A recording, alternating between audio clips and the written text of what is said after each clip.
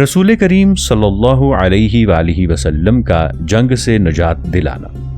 اگر اللہ تعالیٰ کی عنایت شامل حال نہ ہوتی تو قریب تھا کہ یہودی اپنے خبیث مقاصد کو پا لیتے۔ اچانک حضرت نبی کریم صلی اللہ علیہ وآلہ وسلم کو اس عظیم واقعے کی اطلاع ملی تو آپ مہاجرین کے ساتھ بسرعت تمام وہاں پہنچے جس جگہ وہ جنگ کے لیے تیار تھے۔ آپ صلی اللہ علیہ وآلہ وسلم نے دیکھا کہ ہر قبیلہ ایک طرف اکٹھا ہو رہا ہے، تو آپ صلی اللہ علیہ وآلہ وسلم نے خداداد حکمت الہی سے اس عظیم فتنے کی آگ کو بجھا دیا۔ آپ صلی اللہ علیہ وآلہ وسلم نے دونوں قبیلوں کے درمیان کھڑے ہو کر تقریر کرتے ہوئے کہا، اے گروہ مسلمین، اللہ سے ڈرو۔ میری موجودگی میں جاہلیت کے یہ دعوے، حالانکہ اللہ تعالیٰ نے تمہاری اسلام کی طرف رہنمائی کی ہے اور اس سے تمہیں عزت دی ہے اور امر جاہلیت کا تم سے خاتمہ کیا ہے اور کفر سے تمہیں بچایا ہے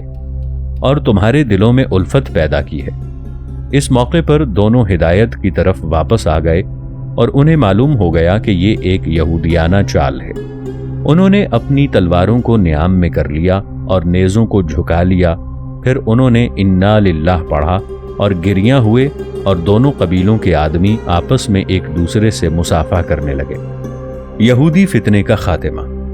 اس طریق سے حضرت نبی کریم صلی اللہ علیہ وآلہ وسلم نے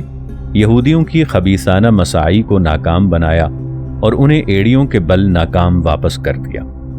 قریب تھا کہ ان کی دسیسہ کاری اور سازش کامیاب ہو جاتی جس کا مقصد مسلمانوں کی وحدت کو پارا پارا کرنا تھا۔ یہودیوں نے رسول کریم صلی اللہ علیہ وآلہ وسلم کے دین سے انتقام لینے کے لیے کوئی کمزور سے کمزور اور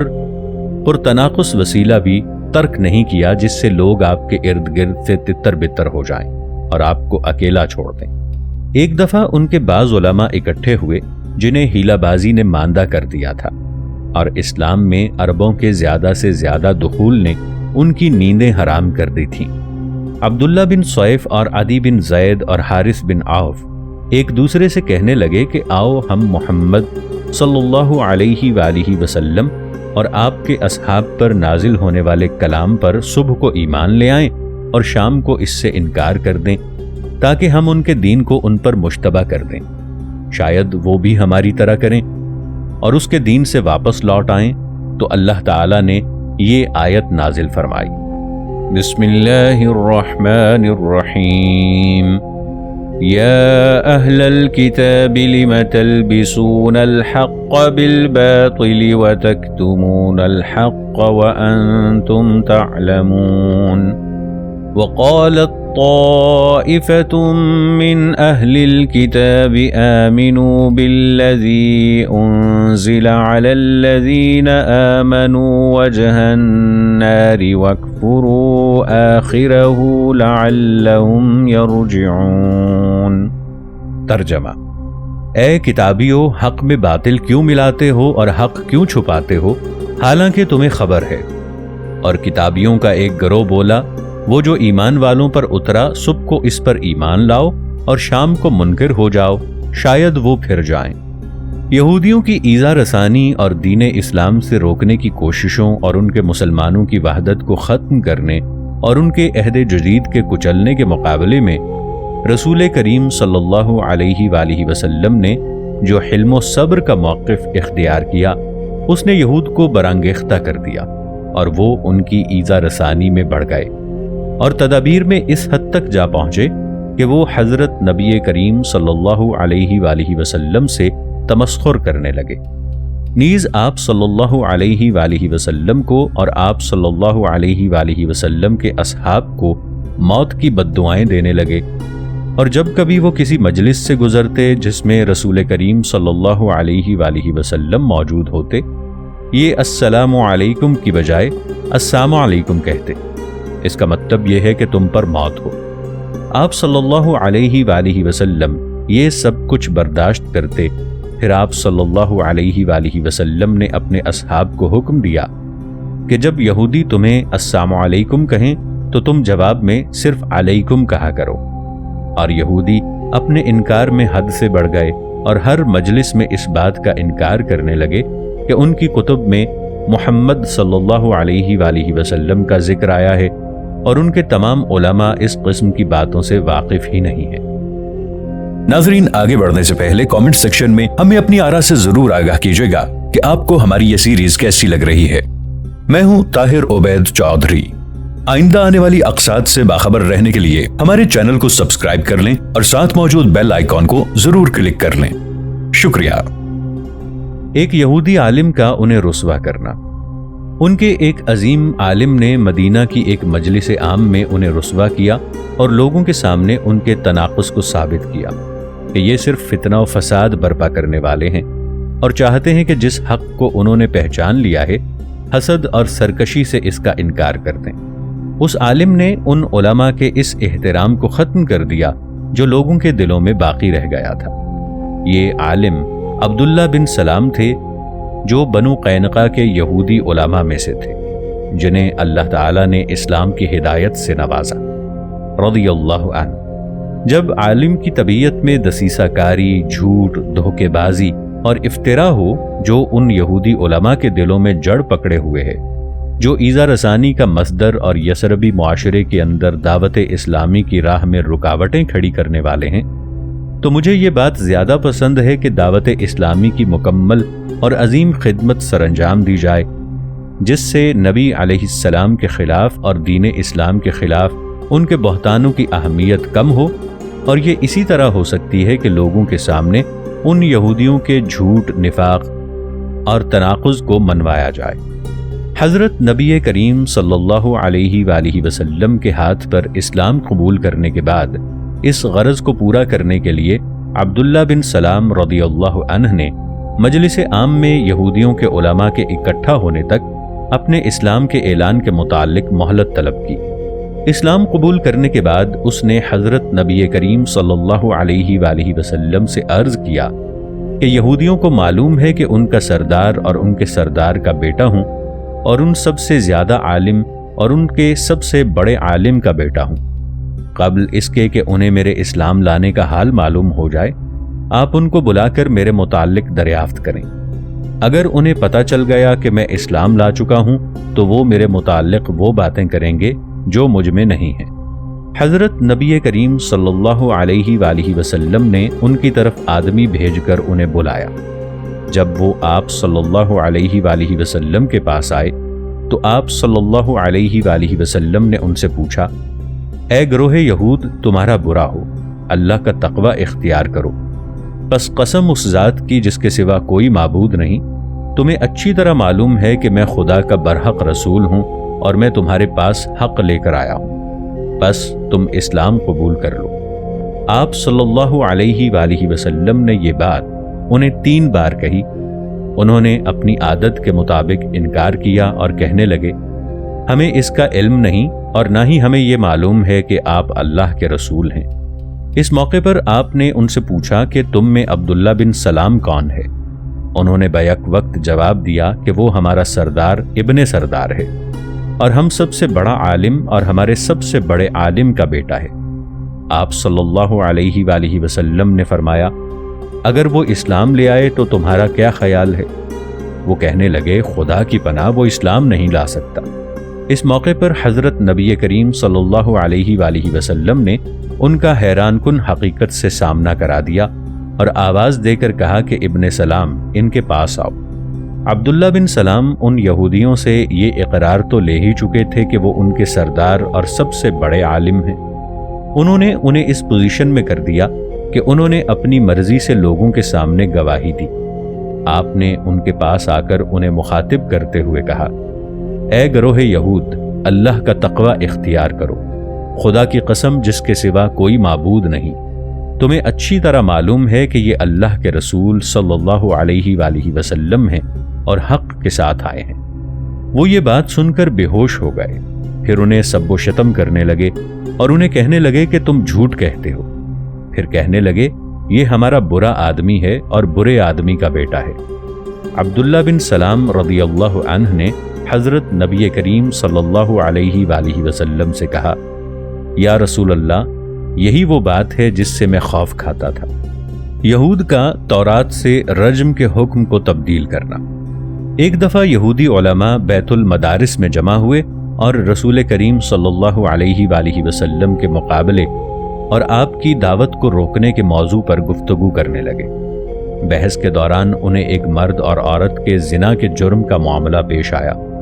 باوجود کہ انہیں حضور علیہ السلام کی نبوت اور صداقت پر یقین تھا، پھر بھی وہ اپنے آپ کو مغالطہ دینے لگے۔ انہوں نے اس معاملے کو رسول کریم صلی اللہ علیہ وآلہ وسلم کی خدمت میں پیش کر کے آپ صلی اللہ علیہ وآلہ وسلم کا امتحان لینے پر اتفاق کیا اور کہنے لگے کہ اس مرد اور عورت کو محمد صلی اللہ علیہ وآلہ وسلم کے پاس لے جاؤ اور پوچھو کہ دونوں کے بارے میں کیا حکم ہے، اور انہیں کہو کہ ان دونوں پر حکم لگاؤ۔ وہ دونوں ہی شادی شدہ تھے، پس اگر وہ ان دونوں کے بارے میں تجبیہ کریں تو اس کی پیروی کرو، وہ بادشاہ ہے، اس کی تصدیق کرو۔ یہودیوں کے نزدیک تجبیہ یہ ہے کہ کھجور کی چھال کی رسی سے کوڑا بنا کر اس پر تارکول ملنا، پھر دونوں شادی شدہ زانیوں کا منہ کالا کرنا اور انہیں 2 گدھوں پر سوار کرنا اور گدھوں کی پشت کی طرف ان کا منہ کرنا، اور اگر ان دونوں کے بارے میں رجم کا حکم دے تو وہ نبی ہے، اس سے ہوشیار رہو، ایسا نہ ہو کہ جو کچھ تمہارے ہاتھ میں ہے وہ اسے تم سے چھین لے۔ علماء کے متفقہ فیصلے کے مطابق وہ حضرت نبی کریم صلی اللہ علیہ وآلہ وسلم کی خدمت میں گئے اور آپ صلی اللہ علیہ وآلہ وسلم کے سامنے دونوں زانیوں کا معاملہ پیش کیا اور ان دونوں کے بارے میں حکم صادر کرنے کا آپ کو اختیار دے دیا، اور آپ سے عہد کیا کہ آپ جو حکم دیں گے وہ اسے نافذ کریں گے۔ اسلام نے یہودیوں کو اپنے شخصی احوال میں فیصلے کا اختیار دیا ہے، جیسا کہ دیگر ادیان اصحاب سے رواداری کرنا اس کا طریق ہے۔ رسول کریم صلی اللہ علیہ وآلہ وسلم تحکیم کی قبولیت میں ذرا بھی متردد نہ ہوئے، خصوصاً اس لیے کہ آپ کے اور یہود کے درمیان پختہ معاہدہ تھا۔ آپ ان یہودیوں کے حاکم منصور ہوتے تھے کیونکہ وہ یثرب کی حکومت کے زیر سایہ رہتے تھے، جس کے آپ صلی اللہ علیہ وآلہ وسلم سربراہ تھے۔ رسول کریم صلی اللہ علیہ وآلہ وسلم نے زانیوں کے بارے میں رجم کا حکم صادر فرمایا، اور یہی حکم تورات اور قرآن کریم کا بھی ہے۔ اس حکم کا نفاذ ہوا اور دونوں یہودی زانیوں کو مسجد مدینہ کے دروازے کے پاس قتل کر دیا گیا۔ یہود کی اپنے تمسخر میں رسوائی۔ یہودیوں نے جس دشمنی کو قائم کیا ہوا تھا، اس مارکے میں دعوت اسلامی نے یہود پر عظیم فتح حاصل کی۔ گویا انہوں نے اپنے عمل سے اپنی موت کا گڑھا کھودا، اور وہ اس طرح کہ جب یہودیوں نے اس قضیے کو پیش کر کے حکم لینے کے لیے حضرت نبی کریم صلی اللہ علیہ وآلہ وسلم کی آزمائش کی، تو آپ صلی اللہ علیہ وآلہ وسلم نے ایک مجلس منعقد کی۔ اس میں علماء یہود کو بلایا، پھر انہیں تورات لانے کو کہا، اور ان میں سے ایک عالم کو کہا کہ وہ عبداللہ بن سلام مترجم کی موجودگی میں اسے پڑھے، اور یہ شخص یہودیوں کے بڑے لیڈروں میں سے تھا جس کی اللہ نے اسلام کی طرف رہنمائی کی، اور یہ ایک جال تھا جس میں اس قضیے کو ہوا دے کر یہودیوں نے اپنے آپ کو پھنسا لیا۔ تورات صراحت سے بیان کرتی ہے کہ شادی شدہ زانی کے متعلق رجم کا حکم ہے۔ یہودی اس بات کے بڑے آرزو مند تھے کہ رسول اللہ صلی اللہ علیہ وآلہ وسلم اس حقیقت سے آگاہ نہ ہوں، جبکہ آپ صلی اللہ علیہ وآلہ وسلم عملاً بھی اس سے آگاہ نہ تھے، کیونکہ آپ اپنی قوم کی عربی زبان بھی لکھ پڑھ نہ سکتے تھے، کجا یہ کہ آپ عبرانی سمجھیں۔ وہ عالم تورات کو پڑھنے لگا، اور جب وہ اس آیت تک پہنچا جو شادی شدہ زانی کو رجم کرنا واجب قرار دیتی ہے، تو اس نے اس پر اپنا ہاتھ رکھ دیا اور اس سے آگے نکل جانا چاہا، لیکن عبداللہ بن سلام جو عبرانی زبان کے بڑے ماہر تھے، انہوں نے سختی سے اس کا ہاتھ ہٹا کر اسے رسوا کر دیا، اور حضرت نبی کریم صلی اللہ علیہ وآلہ وسلم کو مخاطب کرتے ہوئے کہا کہ اے خدا کے نبی، یہ رجم کی آیت ہے، یہ یہودی عالم آپ کے سامنے پڑھنے سے رک رہا ہے۔ یہود کا تورات کے ساتھ تمسخر کرنے کا اعتراف کرنا۔ یہودی علماء کی صریح دھوکے بازی، کتمان اور علمی خیانت کی ذلیل کارروائی کے پیش نظر حضرت نبی کریم صلی اللہ علیہ وآلہ وسلم نے انہیں سرزنش کرتے ہوئے فرمایا، اے گروہ یہود تمہارا برا ہو، اے گروہ یہود تمہارا برا ہو، خدا کا حکم تمہارے سامنے موجود ہے، تمہیں حکم الہی کے چھوڑنے پر کس چیز نے آمادہ کیا ہے؟ تو ان یہودی علماء کو تحریف و تبدیل اور احکام الہی کے ساتھ تمسخر کے اعتراف کے بغیر کوئی چارہ کار نظر نہ آیا، کیونکہ جب عبداللہ بن سلام نے ان کو رسوا کیا اور ان کے سامنے تمام راستوں کو بند کر دیا تو ان کے لیے اعتراف کے بغیر کوئی مفر نہ تھا۔ وہ کہنے لگے، خدا کی قسم ہم تورات کے حکم رجم پر عمل کرتے تھے، یہاں تک کہ ہم میں سے شاہی گھرانے کے ایک شادی شدہ آدمی نے زنا کیا تو بادشاہ نے اس کو رجم کرنے سے روک دیا۔ پھر اس کے بعد ایک آدمی نے زنا کیا اور بادشاہ نے اسے رجم کرنا چاہا تو لوگوں نے کہا، خدا کی قسم جب تک تو فلاں شخص کو رجم نہ کرے اسے رجم نہیں کر سکتا۔ جب انہوں نے اسے یہ بات کہی تو اس کے بعد اکٹھے ہو کر انہوں نے تجبیہ پر مصالحت کر لی اور رجم کا ذکر کرنا اور اس پر عمل کرنا چھوڑ دیا۔ رسول کریم صلی اللہ علیہ وآلہ وسلم نے فرمایا، میں پہلا شخص ہوں جس نے امر الہی اور اس کی کتاب اور اس پر عمل کرنے کو زندہ کیا ہے۔ پھر آپ صلی اللہ علیہ وآلہ وسلم نے زانیوں کے متعلق حکم دیا اور وہ سنگسار کر دیے گئے۔ حضرت عبید اللہ بن عمر رضی اللہ عنہ بیان کرتے ہیں کہ میں بھی ان دونوں کو رجم کرنے والوں میں شامل تھا۔ یہودی اس طرح اپنی گمراہی میں سرگرداں رہے اور حضرت نبی کریم صلی اللہ علیہ وآلہ وسلم کی نبوت کی صداقت پر انہیں جو نئے دلائل ملے انہوں نے ان کو حسد اور سرکشی میں زیادہ کر دیا۔ نیز انہوں نے حضرت نبی کریم صلی اللہ علیہ وآلہ وسلم کے خلاف اپنی سرگرمیوں کو دوچند کر دیا، لیکن بے فائدہ۔ اسلامی دھارے کا یہود کو بہا لے جانا۔ یثربی معاشرے کے اندر یہودی جو دشمنانہ کارروائیاں اور دسیسہ کاریاں کرتے تھے، اسلامی دھارا ان سب سے طاقتور تھا، اور ثانیاً ان تمام رکاوٹوں کو جن کے قیام میں دعوت قرآنی کی لہر کو روکنے کے لیے انہوں نے اپنی جانیں کھپا دی تھیں، دور کرنے کی زیادہ قدرت رکھتا تھا۔ جوں جوں وقت گزرتا جاتا یہودیوں کی خبیث حقیقت سے پردہ اٹھتا جاتا اور اسلام کے ساتھ ان کی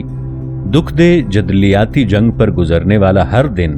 ان کے تناقضات کے نقائص کو واضح کرتا جاتا یا ان کی شریر نیتوں کی پوشیدہ باتوں سے پردہ اٹھاتا جاتا جن سے وہ اہل یثرب کے متعلق رات کو سوچ بچار کرتے تھے، اور بجائے اس کے کہ اہل یثرب یہود کے مغالطوں کو قبول کریں اور ان کی تلبیسات اور دعوت جدیدہ کے متعلق ان کے پیدا کردہ شکوک سے متاثر ہوں اور ان سے تنگ دل یہودیوں کی جھوٹی افواہوں کے دھارے میں بہہ جائیں، انہوں نے ان کو میدان میں اکیلے چھوڑ دیا۔